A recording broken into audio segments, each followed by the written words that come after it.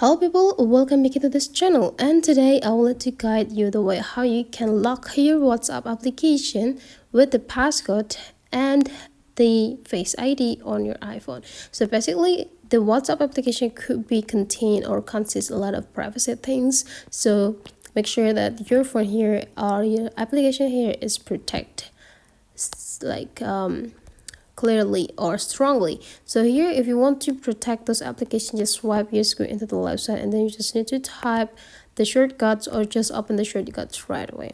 The next thing you need to do is just go click the middle option, which is the automation, and tap into this plus button. Now you just need to scroll all the way down until you got this app option, and then you just need to tap it. And this app, you just need to pick the is open rather than is closed, and please change from run after confirmation to run immediately. Now you just need to pick the application and make sure that you click WhatsApp. Just type into the search button here. Now you just need to tap it and go click done. And now we just need to go click next. What we have to do next is just go type lock. Go click this new playing automation, add action, and then you just need to tap lock screen right here. And right after you got the lock screen, so you just need to go pick it. And now you just need to go click done.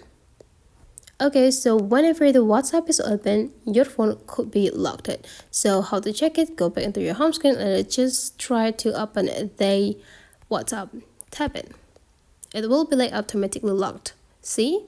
So you need to access your Face ID as well as the passcode if you want to enter into the WhatsApp. That's for today's tutorial. Hopefully you enjoy it, and let's meet again into other tutorial.